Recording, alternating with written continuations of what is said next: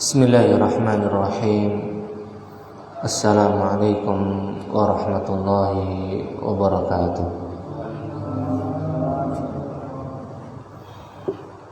Innal hamdalillah nahmaduhu wa nasta'inuhu wa nastaghfiruh wa natubu ilaih wa asyhadu an la ilaha illallah wahdahu la syarika lah wa asyhadu anna Muhammadan abduhu wa rasuluh. Qala Allah ta'ala fi kitabihil karim, ya ayyuhalladzina amanu taqullaha haqqa tuqatih wa la tamutunna illa wa antum muslimun. Ya ayyuhan nasu taqu rabbakumul ladzi khalaqakum min nafsin wahidah wa khalaqa minha zawjaha wa batha minhuma rijalan katsiran wa nisaa'a wattaqullaha alladzi tasaaluna bihi wal arham innallaha kana 'alaikum raqiba. Ya ayyuhalladzina amanu taqullaha wa qulu qawlan sadida yuslih lakum a'malakum wa yaghfir lakum dhunubakum wa may yuti'illaha wa rasulahu faqad faza fawzan 'azima. Amma ba'd, fa inna astaqal kalami kalamullah wa khairal hadi hadi Muhammadin sallallahu alaihi wasallam wa syarrul umuri muhdatsatuha fa inna kulla muhdatsatin bid'ah wa kulla bid'atin dhalalah wa kulla dhalalatin finnar. Jamaah kaum muslimin dan muslimah yang semoga senantiasa tercurahkan rahmat dan juga taufik dari Allah Subhanahu wa taala, di mana nikmat Allah Subhanahu wa taala yang Allah berikan sesuai dengan apa yang dibutuhkan oleh hamba-Nya, dan nikmat tersebut merupakan nikmat yang sangat agung, nikmat yang sangatlah banyak sekali. Maka tidak sepatutnya dan sepantasnya bagi kita untuk menjadi hamba-hambanya yang kufur atas karunia dan nikmat Allah Subhanahu wa taala. Maka kita memohon kepada Allah Subhanahu wa taala agar kita termasuk golongan orang-orang yang senantiasa bersyukur kepada Allah Subhanahu wa taala atas nikmat-nikmatnya, atas seluruh karunia-Nya. Kemudian di antara buah faedah kita mempelajari agama Allah Subhanahu wa taala, hikmah dan keutamaan dari mempelajari agama Allah Subhanahu wa taala dengan pemahamannya yang benar adalah untuk bekal kita di dunia ini, agar kita mendapatkan kebaikan dan keutamaan yang Allah Subhanahu wa taala telah janjikan. Karena kita melihat banyak sekali kemungkaran, kerusakan yang terjadi di dunia ini, di mana kemungkaran tersebut tidaklah lain melainkan sebabnya karena ada perkara pelanggaran dalam agama Islam yang dianggap sepele dan dibiarkan. Nah, ketika dianggap sepele kemudian dibiarkan kemungkaran tersebut, maka kemungkaran yang awalnya kecil menjadi besar, bahkan semakin besar. Kalau kita perhatikan, mungkin misal contoh, kalau ini sekarang bulan apa? Bulan Hijriah, bulan Maulid ya, bulan Maulid. Kalau jenengan perhatikan di zaman dulu masih kecil, yang namanya Maulid itu tidak ada, mungkin jarang yang merayakan. Tapi ada mungkin 1, 2, tidak besar juga. Tapi semakin waktu, semakin kesini, bahkan semakin jauh masa tersebut, maka kita saksikan perayaan itu semakin semakin megah, semakin mewah, tapi aneh dan jauh, dan tidak menunjukkan bahwasanya itu merupakan bagian dari Islam. Kenapa? Coba kalau jenengan perhatikan, itu acara sudah kayak konser. Kalau kita perhatikan, yang tadinya niatnya, tujuannya untuk mencintai dan mengagungkan Nabi, ini malah jadi kayak konser. Nah, apakah seperti ini cara kita mencintai, mengagungkan Nabi dan Rasul kita Muhammad SAW? Yang asalnya ini adalah cara-cara atau perbuatannya orang-orang yang fasik, yaitu yang mereka senangnya dengan kemungkaran, dengan musik, kemudian campur baur. Nah, ini malah berpindah, yang tadinya di situ sekarang jadi ke sini. Bahkan kita mungkin tidak tahu lagi, tidak bisa membayangkan juga bagaimana 5 tahun, 10 tahun yang akan datang acara yang seperti ini, seperti apa modelnya. Bisa lebih aneh dan mengerikan. Tidak bisa kita bayangkan seperti apa kemungkarannya. Di antaranya lagi yang mungkin kalau dibahas orang akan tersinggung, tapi memang ini kenyataannya.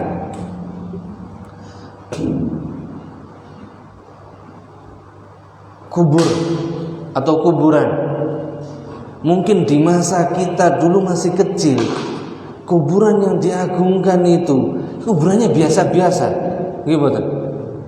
Iswatu nih waktu biasa saja. Kalaupun ada ditutupi putih-putih, ya paling gitu aja, biasa masih, tidak terlalu mewah. Sekarang, subhanallah, udah kayak tempat pelaminan. Maka kita kadang berpikir, ini sekarang, mungkin dulu zaman saya kecil itu sekitar mungkin 20 tahun yang lalu. Nah, sekarang sudah berlalu 20 tahun. Lalu bagaimana kalau nanti sudah bertambah lagi 10 tahun, 20 tahun yang akan datang, kira-kira itu kayak jadi apa? Kadang saya membayangin, ya Allah. Dan itu kemungkaran yang kita saksikan. Dan semakin hari semakin menjadi, bahkan bukan semakin kecil. Karena apa? Karena Islam mulai ditinggalkan. Jadi pemahaman Islam, pelajaran Islam yang masih murni, yang seperti yang diajarkan oleh Rasulullah, yang dipahami oleh Rasulullah, yang dipahami oleh para sahabatnya, ini mulai luntur, mulai hilang.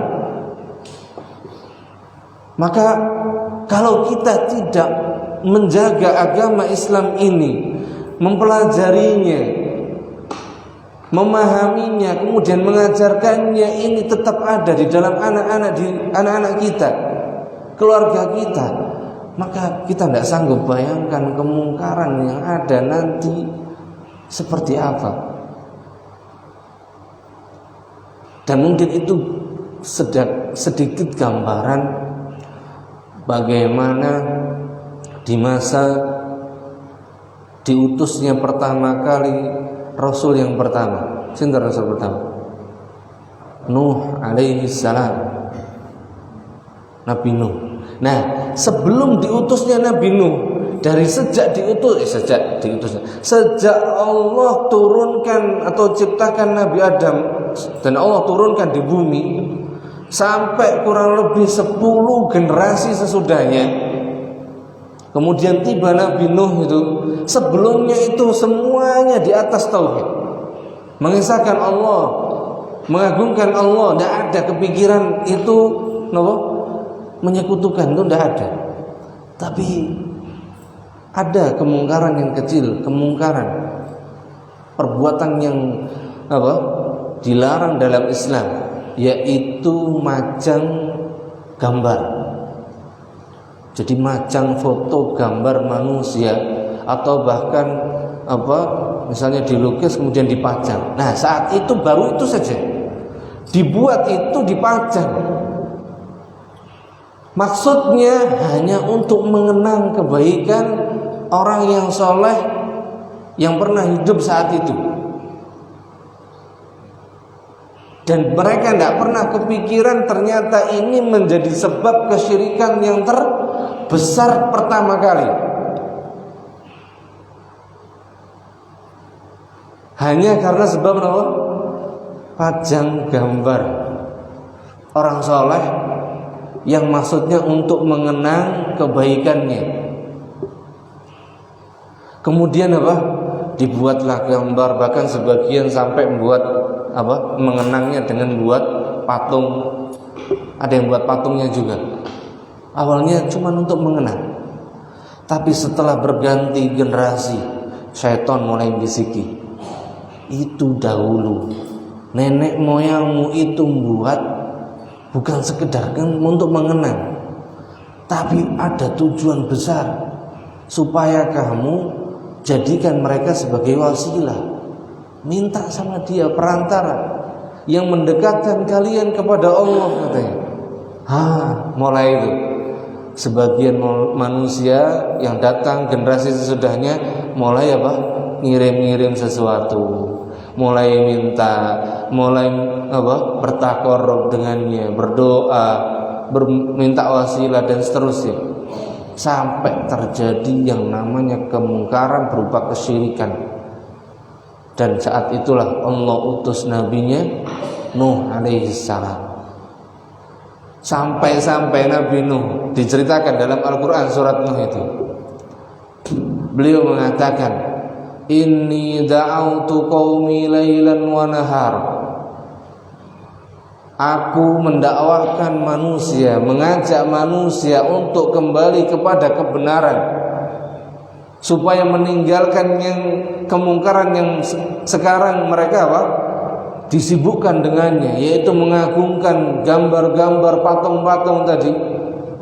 Kata Nabi Nuh, aku mendakwahi mereka siang malam. Subhanallah. Ngingetin mereka, menasihati mereka, mendakwahi mereka siang malam. Tapi nopo yang terjadi? Kata Allah Azza wa Jalla menghikayatkannya, falam yazidhum du'ai illa firara. Namun tidaklah menambah keyakinan dan keimanan mereka dari dakwahku, akan tapi yang ada mereka semakin lari, semakin jauh dari kebenaran, semakin dekat dengan Tuhan-Tuhan selain Allah, katanya.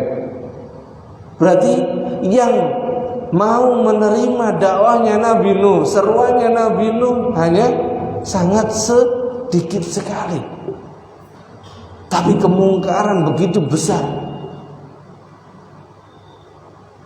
Di situ awalnya yang Allah katakan di akhir, di situ ada Tuhan-Tuhan yang mereka agungkan, yang itu asalnya orang-orang soleh. Ada Wad, Suwa, Yaghuth, Ya'uq, Nasr.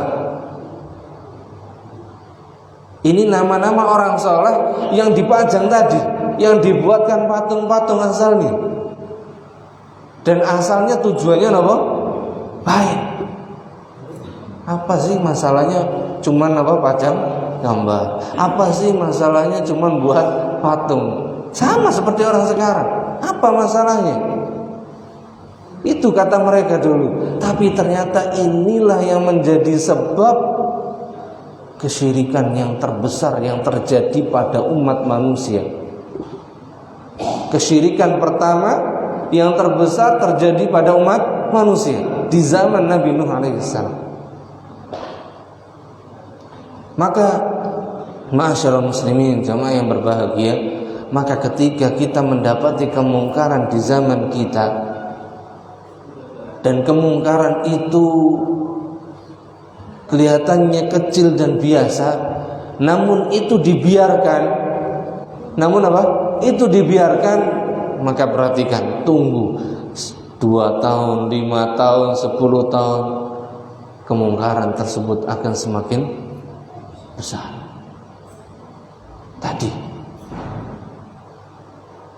Dan ini kalau kita saksikan lagi generasi kita, generasi kaum muslimin yang mungkin panjenengan sekarang jadi orang tua menyaksikan generasi sekarang yang dimana di masa panjenengan dulu seusia mereka sekarang, di masa usia SMP, SMA, itu mungkin mereka dengan agama, dengan masjid, dengan sholat itu masih dekat.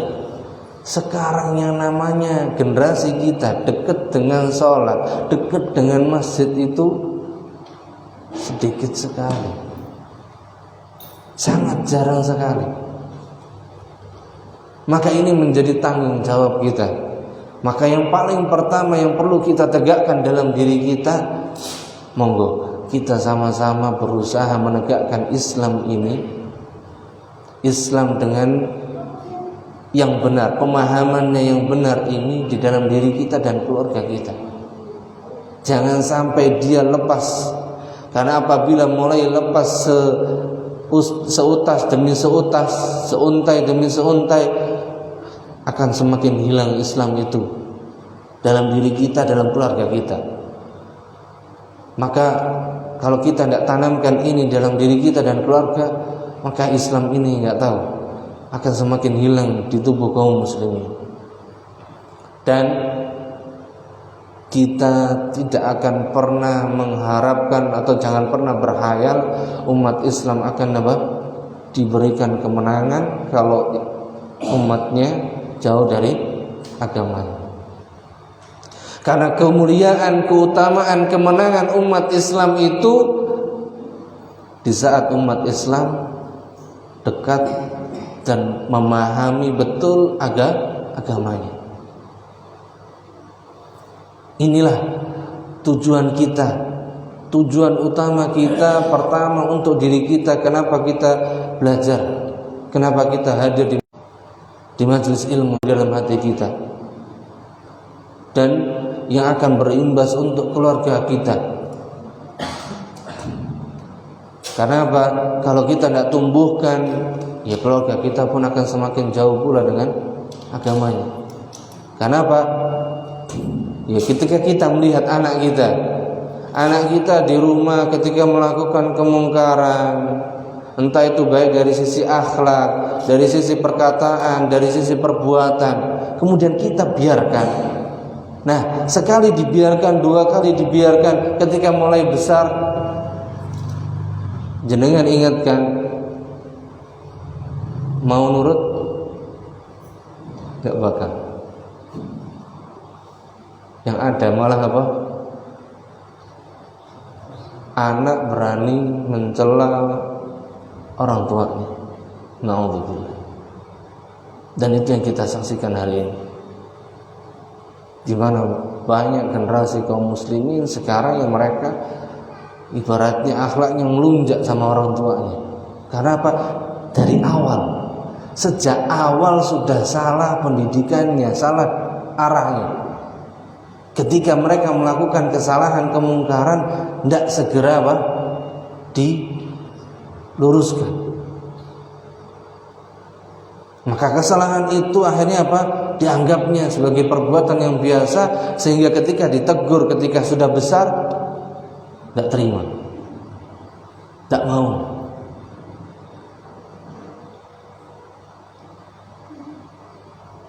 Ma'asyiral muslimin, a'azzani Allah wa iyyakum.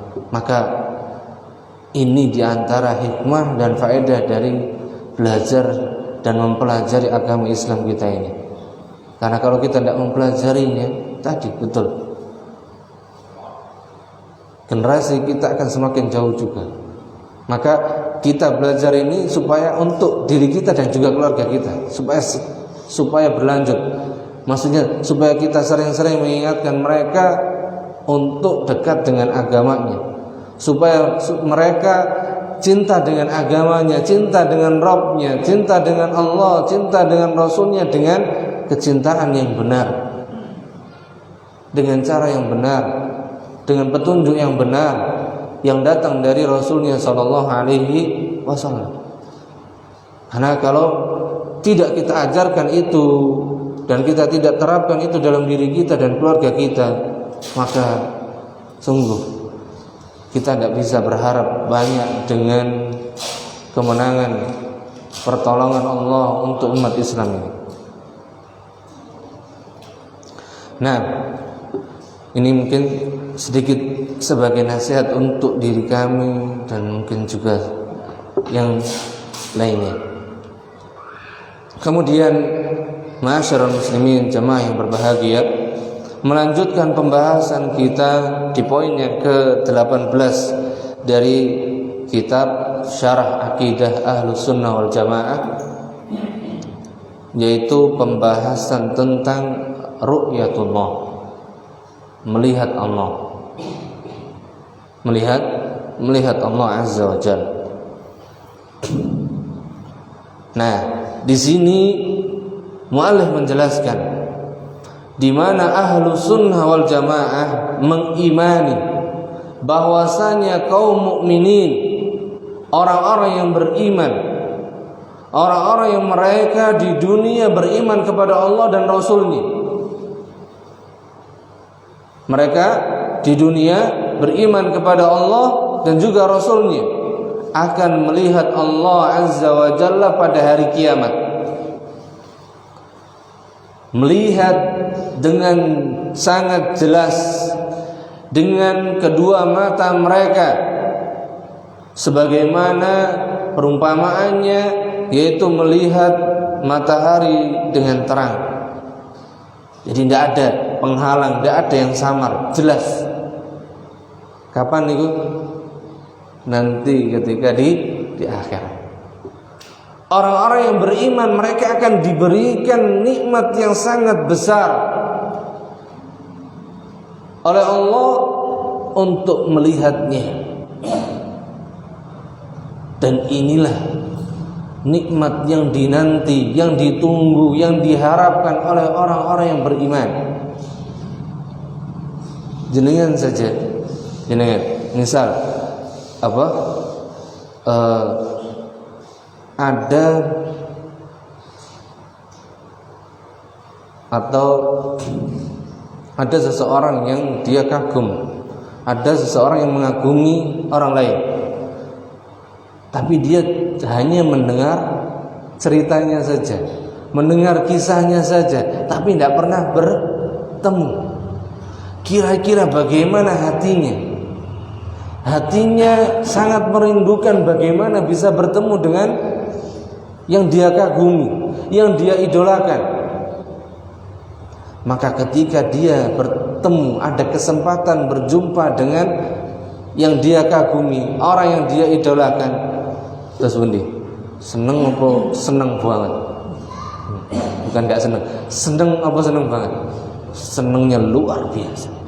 Itu baru sama makhluk. Kira-kira bagaimana senengnya, kebahagiaannya seorang hamba yang dia beriman kepada Allah, dia mengenalnya melalui nama-namanya, sifat-sifatnya, karunia-Nya, nikmatnya yang sangat besar, yang selama ini Allah telah memberikan semua yang dia butuhkan, membimbingnya, mengarahkannya. Tapi dia gak pernah berjumpa, belum pernah ketemu. Kemudian ada kesempatan, dan kesempatan itu adalah nanti ketika hari akhir, ketika telah datang hari akhir, yaitu yaumul akhir, pada hari akhir.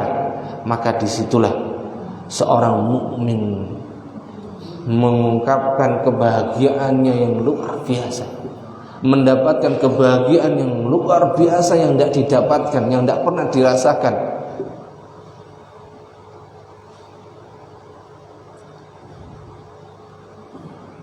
Jadi keyakinan Ahlus Sunnah meyakini dan mengimani bahwasanya orang-orang yang beriman akan melihat Allah Subhanahu wa taala pada saat hari kiamat dengan jelas dan dengan kedua matanya, sebagaimana melihat matahari dengan terang tanpa terhalang oleh awan, sebagaimana mereka melihat bulan di malam bulan purnama jelas sekali,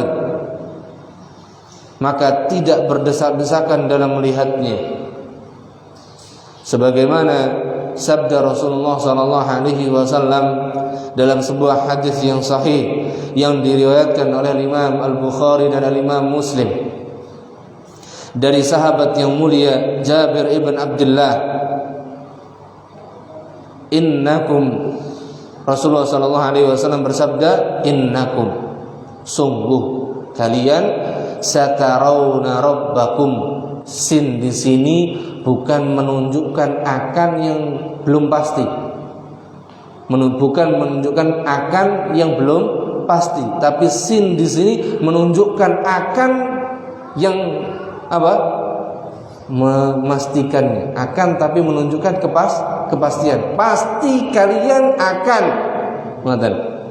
Artinya, jadi sesungguhnya kalian satarawna rabbakum, pasti akan melihat Rabb kalian.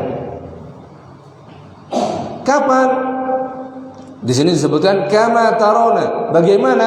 Kama tarawna hadzal qamara, sebagaimana seseorang melihat bulan purnama tersebut, Lailatul Badr, di malam bulan purnama, melihat bulan di malam bulan purnama, bentuknya jelas, tidak ada yang kurang, tidak ada yang cacat, sempurna.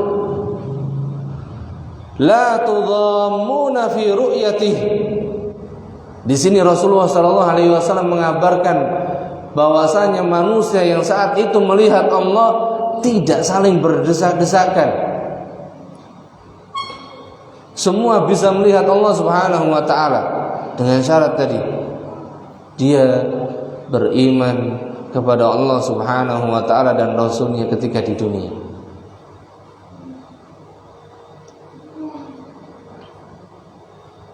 Jadi kalian tidak terhalang atau tidak berdesak-desakan ketika melihat Allah Subhanahu wa taala. Fa in istata'tum alla tughlabu ala salatin qabla tulu'i syamsi wa qabla ghurubiha faf'alu.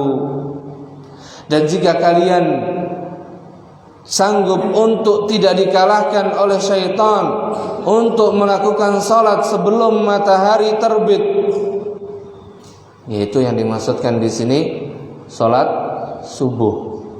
Jadi Nabi SAW mengatakan, dan jika kalian sanggup tidak dikalahkan oleh syaitan untuk mengerjakan dan melaksanakan salat subuh, dan sebelum terbenamnya matahari salat apa? Salat asar, maka kerjakanlah. Dan ini menunjukkan ada anjuran yang sangat atau perintah yang sangat bagi kita untuk mengerjakan sholat subuh dan sholat asar pada saat waktunya dan dengan berjamaah, khususnya untuk yang laki-laki. Maka di dalam hadis yang mulia ini, kaum mukminin, orang-orang yang beriman akan melihat Allah Subhanahu wa taala yang pertama di saat mereka dikumpulkan di padang mahsyar. Ketika pertama dikumpulkan di padang mahsyar. Ketika manusia dikumpulkan di padang mahsyar niku kapan? Kapan manusia dikumpulkan di padang mahsyar? Setelah hancur semua, kemudian dibangkitkan lagi, dihidupkan lagi. Kemudian digiring, dikumpulkan. Nah, setelah dikumpulkan inilah mereka orang-orang yang beriman akan melihat Allah Subhanahu wa taala pertama kali pada saat di padang mahsyar. Kemudian yang kedua, tadi yang pertama. Kemudian akan melihat Allah Subhanahu wa taala lagi setelah mereka memasuki surga Allah Subhanahu wa taala.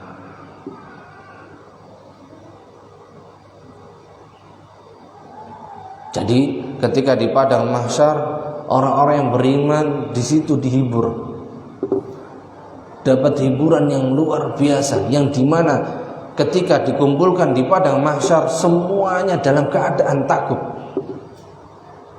yang mungkin tidak bisa digambarkan rasa takut tersebut.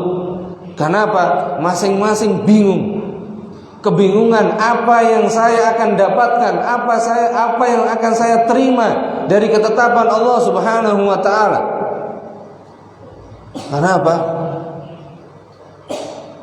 Bingung, pokoknya bingung luar biasa. Karena pada saat itu sebagaimana yang disebutkan dalam sebuah riwayat, semuanya dalam keadaan tidak berpakaian, tidak beralas, tidak berkhitan,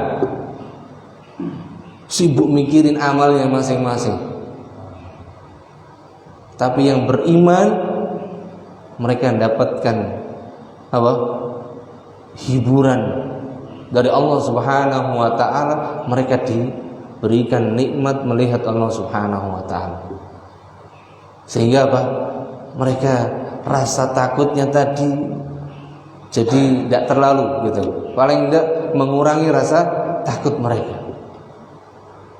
Yang rasa takut tadi saya sampaikan sebagaimana dijelaskan oleh para ulama kita, tidak bisa digambarkan rasa takut tersebut.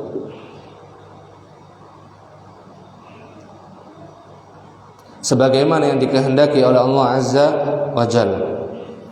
Ini sebagaimana yang dijelaskan oleh Syekh Muhammad Ibn Shalih Al-Utsaimin dalam kitabnya Syarh Lum'atul I'tiqad. Jadi orang-orang yang beriman akan melihat Allah Subhanahu wa taala berapa kali? Maksudnya berapa kali ini ada 2 kali tempat, 2 kali momen. Momen yang pertama pada saat itu dan apa? Akan hilang. Maksudnya sementara. Sebagai tadi apa? Bentuk untuk menghilangkan kekhawatiran, ketakutan yang mereka rasakan di padang mahsyar. Kemudian nikmat yang kekal yang mereka akan rasakan selamanya dan nikmati selamanya, dan nikmat itu adalah nikmat yang terbesar dari nikmat surga, yaitu ketika mereka memasuki surga Allah Subhanahu wa taala. Allahumma ij'alna minhum. Kita mohon kepada Allah Subhanahu wa taala agar Allah jadikan kita di antara penduduk surganya. Amin. Allahumma inna nas'aluka al-firdausal a'la. Ya Allah, kami mohon kepadamu surga firdausmu yang tertinggi. Dan Allah Subhanahu wa taala berfirman di dalam surat Al-Qiyamah, surat namanya Al-Qiyamah, itu berarti menjelaskan tentang keadaan hari kiamat. Dan inilah yang menjelaskan tadi tentang apa? Bahwasanya orang-orang yang beriman akan melihat Allah ini pada saat mereka sedang di padang mahsyar. Ini penjelasannya ketika apa? Mereka di padang mahsyar, yaitu di surat Al-Qiyamah ini, ayat yang ke-22 sampai ke-23. Ini bagi yang beriman. Adapun yang selain mereka di ayat berikutnya Allah katakan wujuhun yauma idzin nadzirah, wajah-wajah. Siapa wajah-wajah ini? Yaitu orang-orang mukmin, orang-orang yang beriman. Yauma idzin, pada hari itu, pada hari kiamat, pada hari mereka dikumpulkan oleh Allah Subhanahu wa taala di padang mahsyar. dalam keadaan berseri-seri. Dalam keadaan berseri-seri. Kenapa? Ila rabbiha nadhira. Karena pada saat itu mereka melihat Allah Azza wa Jalla. Karena pada saat itu apa? Mereka melihat Allah Subhanahu wa taala. Yang tadinya bersengut jadi apa? Berseri-seri. Yang tadinya mukanya pucat khawatir jadi berseri-seri. Karena apa? Ila rabbiha nadhir. Kemudian di ayat berikutnya Allah katakan tentang orang-orang yang selain mereka, wa wujuhun yawma idzin basirah tadhunnu ay yuf'ala biha faqirah. Adapun wajah-wajah yang pada hari itu dalam keadaan apa? Pucat. Kemudian di sini disebutkan al-abus, al-kaluh, mukanya masam, mukanya sedih sekali. Jadi pada saat itu ada dua golongan. Golongan yang pertama mereka mukanya berseri-seri, yaitu golongannya orang-orang beriman di padang mahsyar ini. Kemudian yang tidak beriman dari orang-orang kufar, orang-orang musyrikin. Maka apa? Mereka wajahnya apa tadi? Ya, muka masam, sedih sekali. Tadunnu ayyuf'ala biha faqirah.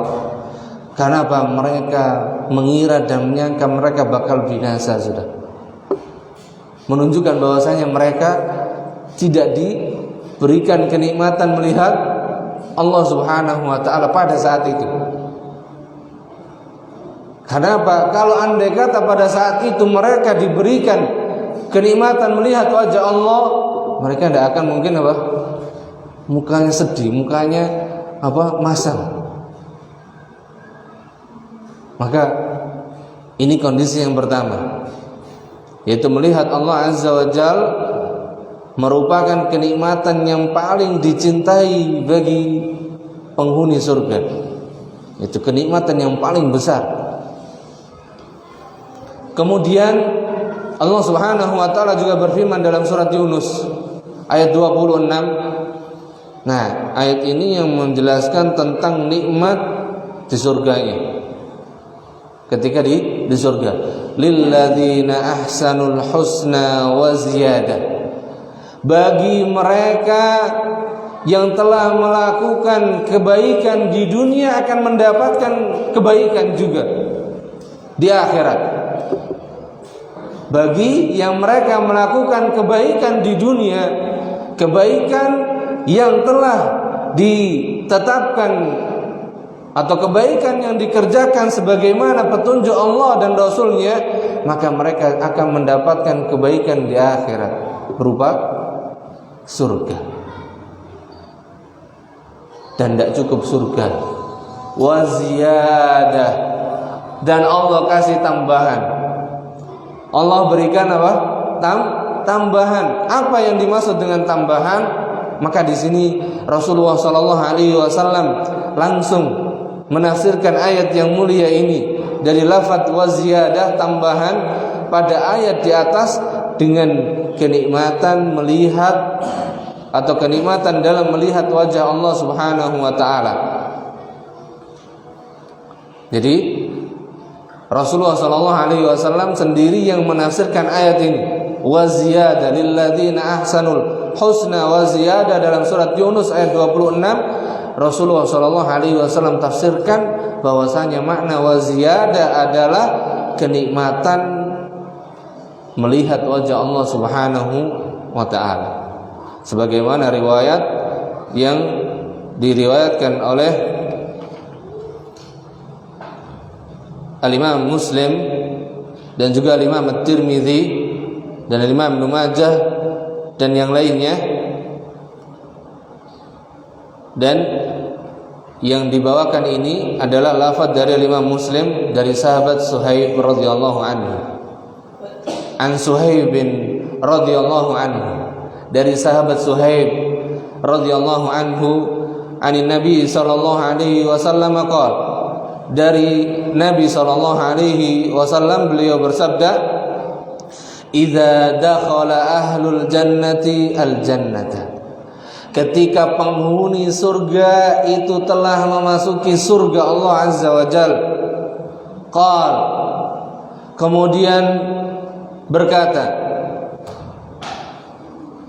qala, Nabi sallallahu alaihi wasallam bersabda, yaqulullahu tabaraka wa ta'ala, ketika seluruh penghuni surga telah memasuki surga Allah, maka Allah Subhanahu wa taala berkata, berfirman kepada mereka, bertanya kepada mereka, turiduna syai'an azidukum, maukah kalian aku tambahkan nikmat?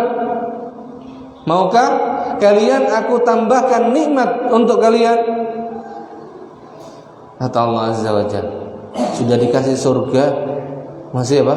Dikasih tambahan.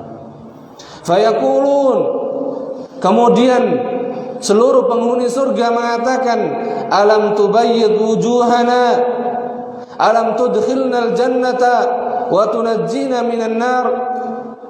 Wahai Rabb, wahai Allah, bukankah engkau telah menjadikan wajah-wajah kami wajah yang putih, yang menunjukkan bahwasanya apa? Itulah sifat penghuni surga. Mereka dijadikan manusia yang apa? Tampan-tampan semuanya.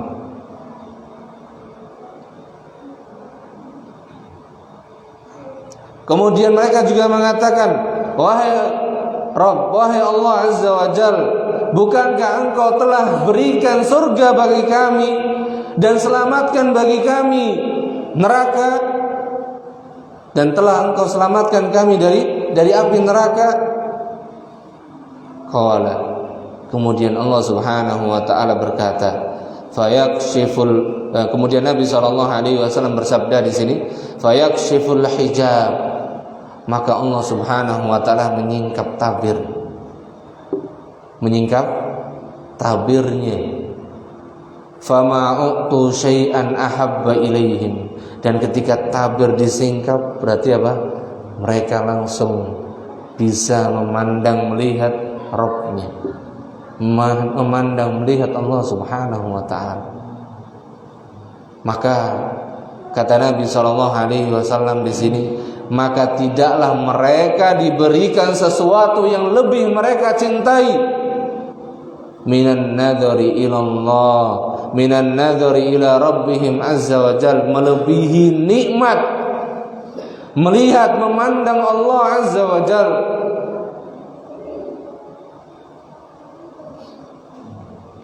Maka inilah nikmat yang paling besar.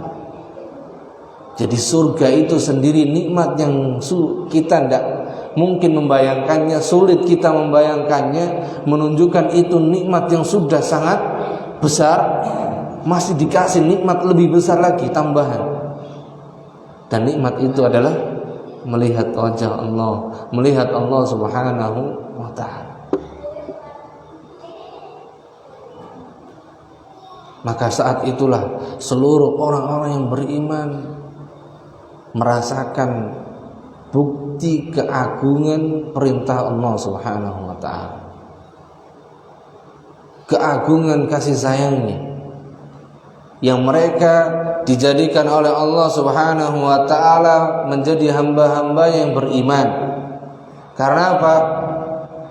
Kalau kita perhatikan, kalau kita mau merenungkan, kita bisa beriman, kita bisa menetapi iman. Apakah karena usaha kita? Tidak. Kadang kita tidak ada yang menyangka diri kita, kok bisa saya beriman yang lain enggak. Jalannya dari mana, rutenya itu kadang kita tidak tahu. Yang Allah Subhanahu wa ta'ala menggiring, memberikan nikmat iman itu sesuai dengan kehendaknya, ketetapannya. Yang mungkin kalau seseorang merenungkan dengan usahanya, dengan pikirannya, tidak sampai, tidak menjangkau akalnya. Sampai dia bisa beriman itu tidak tahu kok bisa. Menunjukkan bahwasanya nikmat iman, seseorang ditetapkan, diberikan hidayah di atas iman, semuanya murni, mutlak karena pertolongan Allah Azza wa Jalla. Maka dia merasakan kenikmatan iman ini yang sesungguhnya ketika di dunia dia merasakan kenikmatan ketenangan, keamanan, dan ketika di akhirat mendapatkan nikmat yang sesungguhnya, nikmat surga dan nikmat melihat Allah Subhanahu wa ta'ala. Wa zada, kemudian beliau menambahkan thumma tala hadhil ayah, kemudian beliau membacakan firman Allah Subhanahu wa ta'ala di dalam surat Yunus ini, lilladzina ahsanul husna wa ziyadah, bagi mereka yang telah melakukan kebaikan di dunia maka akan mendapatkan kebaikan di akhirat berupa surga dan tambahan, yaitu melihat wajah Allah Subhanahu wa ta'ala.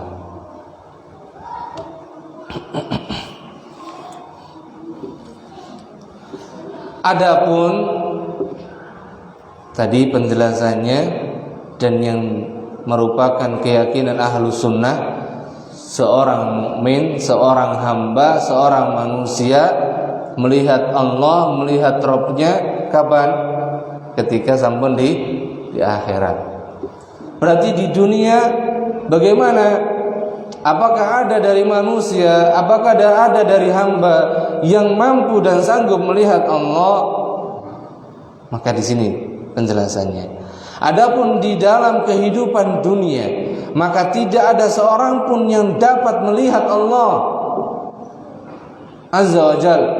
Maka kalau ada yang mengaku dirinya dan dia masih di dunia mengaku melihat Allah, pernah melihat Allah, maka dapat dipastikan orang tersebut seorang pendusta. Dia telah berdusta dalam perkataannya. Sebagaimana firman Allah Azza wa Jalla dalam surat Al-An'am ayat 103, Allah Subhanahu wa ta'ala berfirman, la tudrikuhul absar. Allah Azza wa Jalla tidaklah dapat dijangkau dengan penglihatan manusia. Allah Azza wa Jalla tidaklah sanggup, tidaklah mampu, tidaklah dapat dijangkau oleh penglihatan manusia. Wa huwa yudrikul absar, akan tapi Allah dapat menjangkau seluruh makhluknya. Wa huwal latiful khabir, dan dialah Allah yang maha latif, maha lembut, maha halus, wal khabir, dan maha mengetahui. Jadi ayat yang mulia ini menjelaskan bahwasanya manusia ketika di dunia tidak sanggup dan tidak mungkin mampu melihat Allah Subhanahu wa ta'ala. Kemudian dalil yang berikutnya, Allah Subhanahu wa ta'ala pernah berfirman kepada nabinya Musa alaihi salam ketika beliau meminta agar beliau bisa diperlihatkan Allah Azza wa Jalla.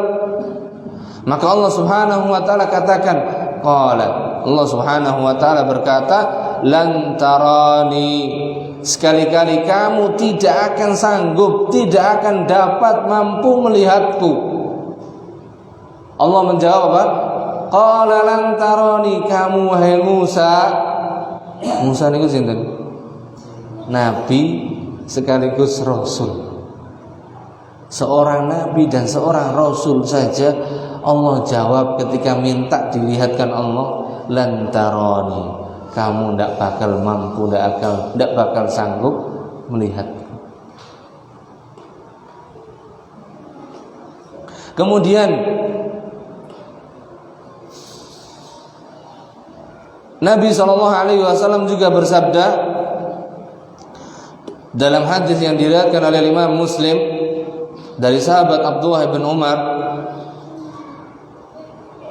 beliau bersabda, "Ta'allamu annahu lan yara ahadun minkum rabbahu hatta yamuta." Hadis sahih yang diriwayatkan oleh Imam Muslim. Ketahuilah oleh kalian bahwa tidak ada seorang pun dari kalian yang akan bisa melihat Rabbnya. Lan yara ahadum minkum rabbahu azza wa jalla. Tidak akan mungkin salah seorang kalian sanggup melihat Rabb kalian hatta yamut, sampai orang tersebut meninggal, sampai dia mati dulu, sampai dia meninggal dahulu. Maka berarti ketika dia masih hidup di dunia dan belum mengalami fase kematian, maka tidak akan pernah seorang hamba bisa melihat Allah. Dan ini langsung ditegaskan oleh Nabi dan Rasul kita Muhammad SAW. Nah, kalau beliau yang mengatakan demikian, terus kita mau percaya dan yakin kali sinten? Walaupun misal ada siapapun di dunia ini manusia yang paling dipercaya, maka kita tidak bisa percaya, kita tidak bisa lebih percaya dari Nabi-Nya dan Rasul kita Muhammad SAW. Kemudian ditegaskan juga dengan pernyataan Aisyah Ummul Mukminin radhiyallahu anha. Beliau berkata dalam riwayat Al-Imam Muslim juga, "Man za'ama anna Muhammadan sallallahu alaihi wasallam." Jadi riwayat ini diriwayatkan pula oleh Imam Muslim dan ditakhrij oleh Imam Al-Albani sebagai hadis yang sahih dari sahabat Abdullah ibn Abbas. "Man za'ama anna Muhammadan sallallahu alaihi wasallam ra'a rabbahu." Siapa yang menyangka, siapa yang mengira bahwasanya Muhammad sallallahu alaihi wasallam telah melihat Allah, faqad a'zama 'ala Allahil firyah, maka dia telah membuat kedustaan yang besar atas nama Allah. Maka dia telah membuat kedustaan yang besar atas nama Allah. Maka Nabi dan Rasul kita Muhammad sallallahu alaihi wasallam sebelum beliau wafat, sebelum beliau meninggal, maka beliau tidak pernah melihat Allah Subhanahu wa taala dengan kedua matanya.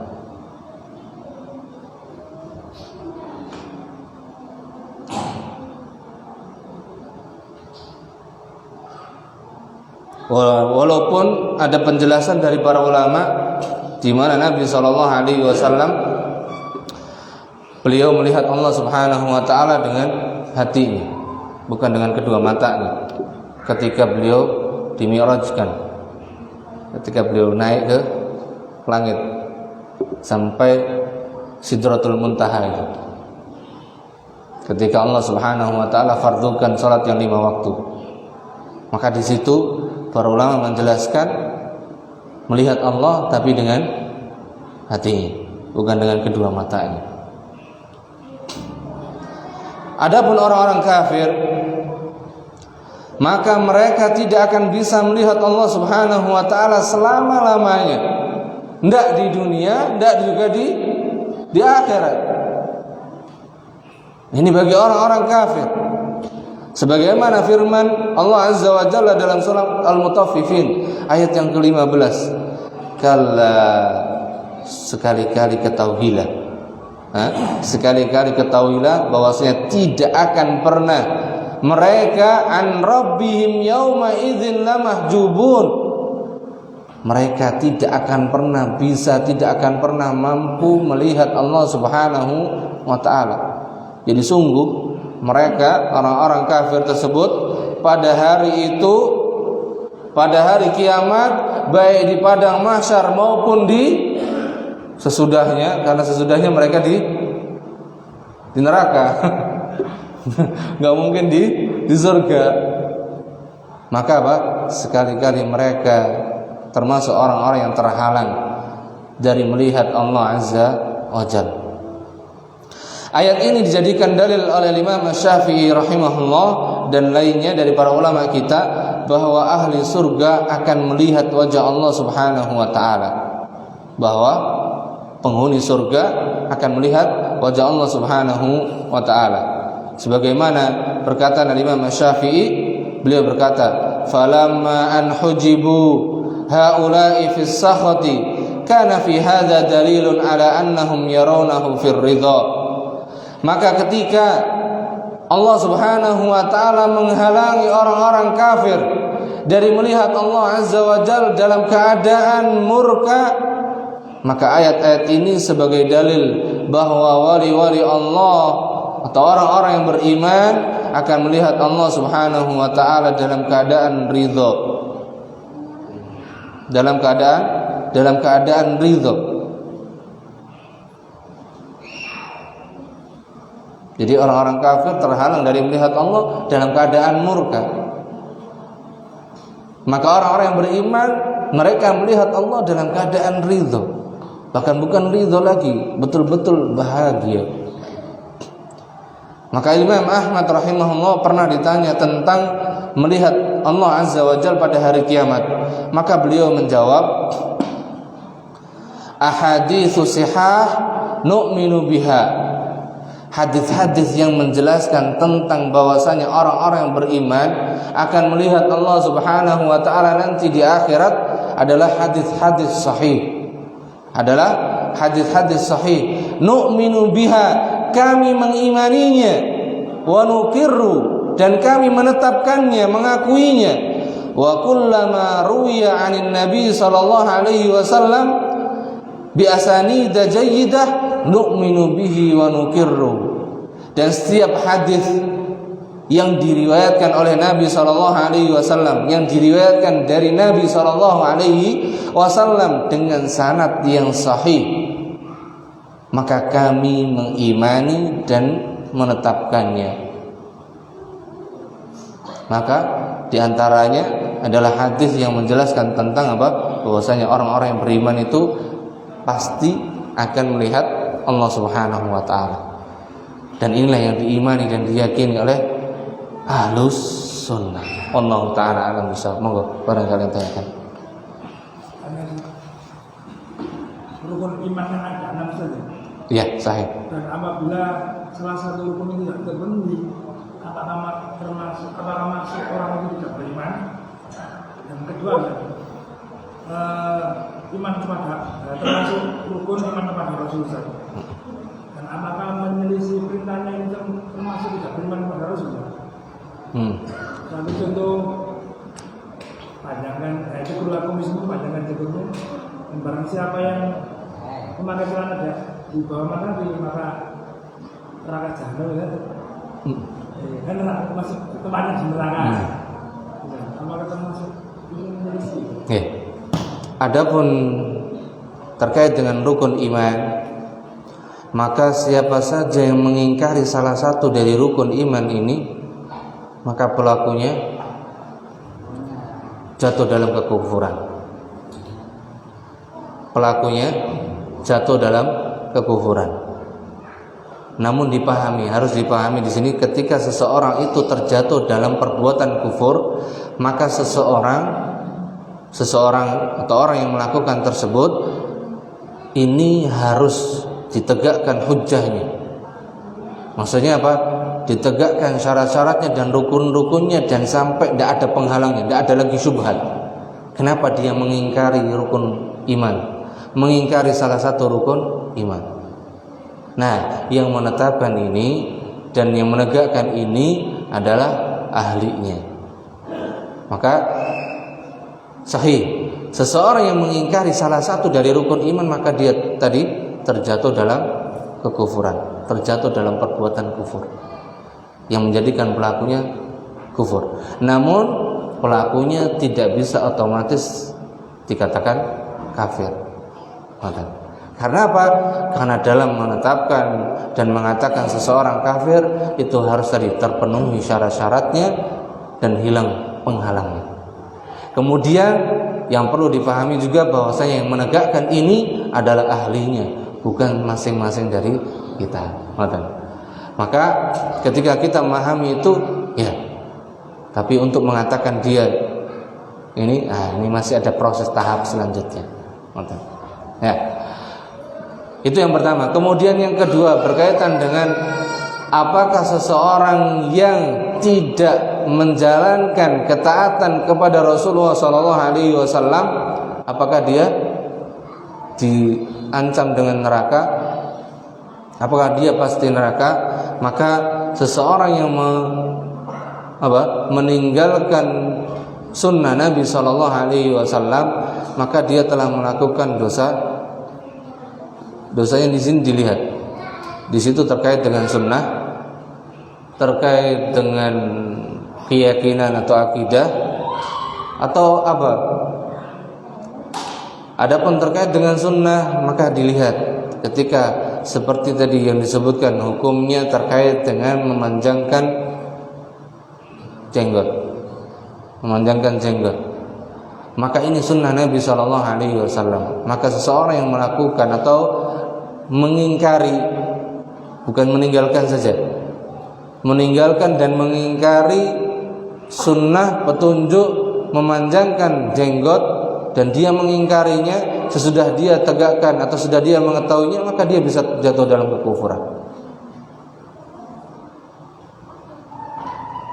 Jadi pengingkaran kita kepada Nabi SAW apapun, karena konsekuensi dari syahadat anna Muhammadar Rasulullah ada 4. Yang pertama, kita wajib mentaati Rasulullah SAW di dalam semua perintahnya.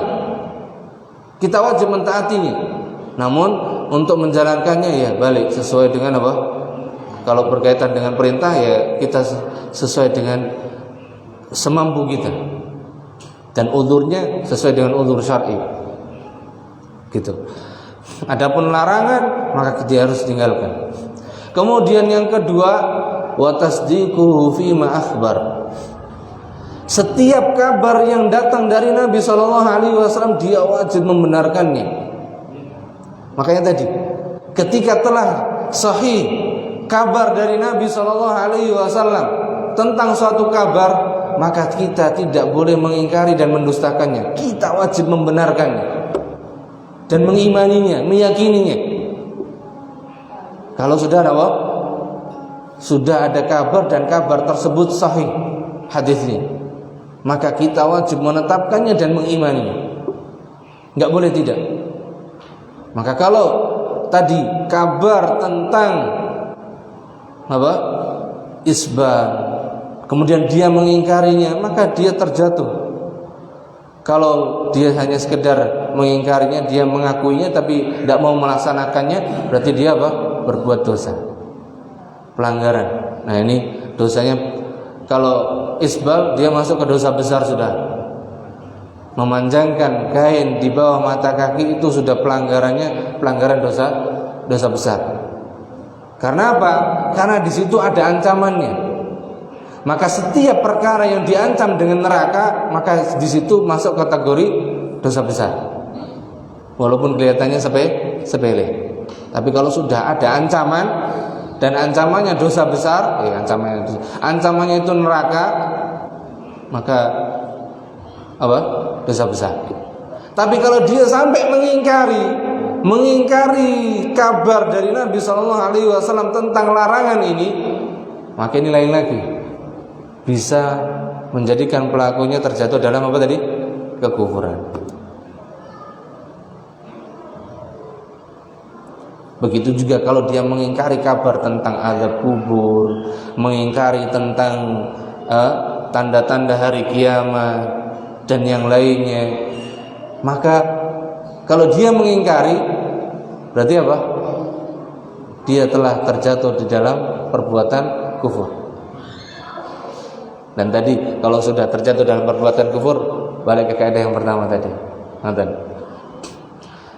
Kemudian yang ketiga, wajtinabu ma nahaa anhu wa zajar, menjauhi semua yang dilarang oleh Nabi sallallahu alaihi wasallam.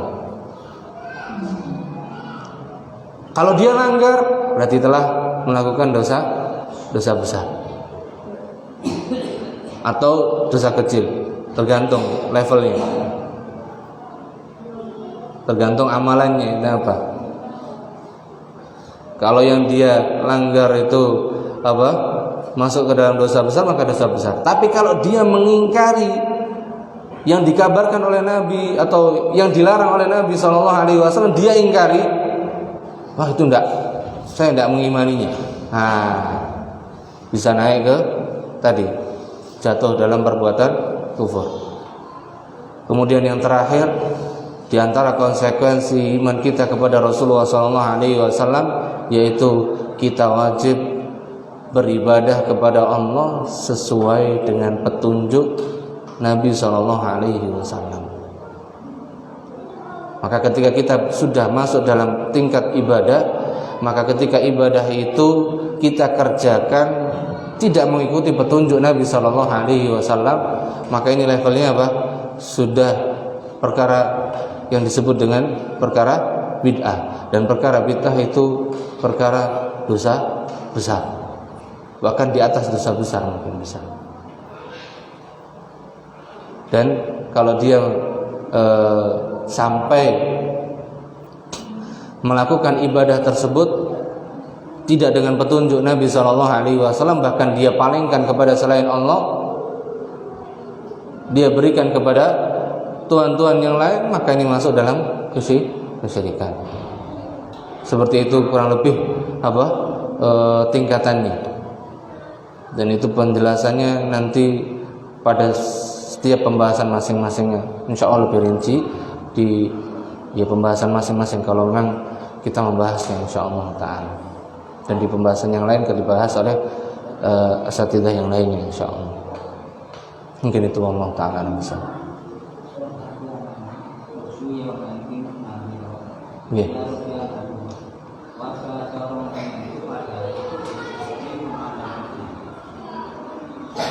Lalu orang yang bagaimana tingkatannya ini yang bisa Yeah. karena mungkin banyak coraknya. Dan yang kedua, alat saya ada pendapat lain yang mengatakan bahwa Nabi sudah mengetahui dengan hatinya. Tapi pendapat ini berdasarkan riwayat dari sahabat Ibnu Abbas radhiyallahu, tapi riwayat ini dinamakan oleh Syalbani salah tidak atau Awiyah halaman 197 atau Syalbani. Pertanyaan pertama tadi. Tentang orang mukmin. Wujuhun, nggih. Bagaimana bisa memandang Allah dengan Wujuhun yawma idzin nadhirah. Maka sebagaimana yang kita fahami, tingkatan iman pada seorang hamba itu bertingkat. Maka ketika iman seorang hamba itu antara satu dengan yang lainnya itu bertingkat levelnya, berbeda-beda, maka begitu juga nikmat tingkatan melihat Allah Subhanahu wa ta'ala pun kenikmatannya pun bertingkat. Bagaimana? Allah ta'ala alam besar. Yang pastinya kenikmatan melihat Allah ini akan didapatkan bagi yang hatinya masih ada iman, yang masih ada iman. Berarti apa? Ya sesuai dengan levelnya. Kalau di levelnya Nabi dan Rasul, jelas itu di atas nikmat yang ada dari orang-orang yang saleh. Maka apa? Ini juga nikmat yang besar. Orang-orang yang bertakwa, orang-orang yang muhsin. Nah kalau di bawahnya ya sesuai dengan levelnya. Begitu juga lagi, apalagi yang imannya kecil sekali, ya nikmatnya sesuai dengan nikmatnya masing-masing, dan itu sesuai dengan ketetapan dan ketentuan Allah Subhanahu wa ta'ala. Itu Allah ta'ala besar. Kemudian yang kedua berkaitan dengan pendapat Ibnu Abbas tadi.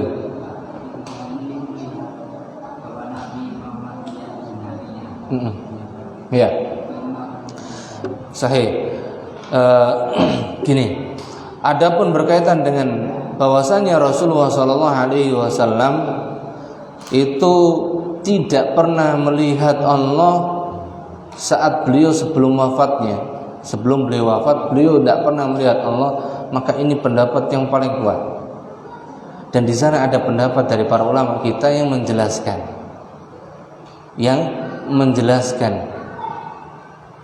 khususnya di sini ketika Nabi Shallallahu Alaihi Wasallam mi'raj ke langit dan mendapatkan perintah kewajiban sholat yang 5 waktu itu. Nah, mereka para ulama kita berselisih pandang. Melihat Allah apa enggak? Kalau yang melihat, mereka yang berpendapat melihat, mereka berpendapat ada yang mengatakan melihat dengan matanya atau dengan hatinya. Gitu. Nah, di sini ada sebagian dari para ulama kita yang berpendapat melihat, tapi dengan hatinya. Ini salah satu penjelasan dari mereka. Adapun apa yang dijelaskan oleh Imam Al-Albani ini dari sisi sanadnya, maka kalau kita meyakini itu sudah, kita berarti mengikuti dan meyakini bahwasanya Rasulullah tidak pernah melihat Allah. Adapun kalau kita mengikuti penjelasan para ulama yang tidak sependapat tadi, yang berselisih tadi, atau yang meyakini bahwasanya Nabi dan Rasul kita Muhammad SAW melihat Allah, maka tadi penjelasannya mereka mengikuti, memahami bahwasanya Nabi melihat dengan hatinya. Maka ini sesuai dengan penjelasan para ulama kita dan tidak keluar dari ayat-ayat tadi. Allah Ta'ala alam besar gitu. Namun dari apa yang kita sampaikan tadi, maka penjelasan yang paling kuat, bahkan itu pula yang mungkin saya yakin dan saya kuatkan, bahwasanya Nabi SAW tidak pernah melihat Allah Subhanahu Wa Ta'ala dengan kedua matanya.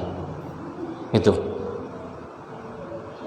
mungkin itu yang bisa kita sampaikan pada kesempatan malam hari ini, dan kita mohon kepada Allah Subhanahu Wa Ta'ala taufik dan juga pertolongannya, agar Allah Subhanahu Wa Ta'ala tetapkan kita di atas keimanan yang benar sebagaimana petunjuk nabinya dan rasulnya Muhammad sallallahu alaihi wasallam. Wa sallallahu ala nabiyyina Muhammad subhanaka wa humma bihamdik asyhadu an la ilaha illa anta astaghfiruka wa atubu ilaik. Wassalamualaikum warahmatullahi wabarakatuh.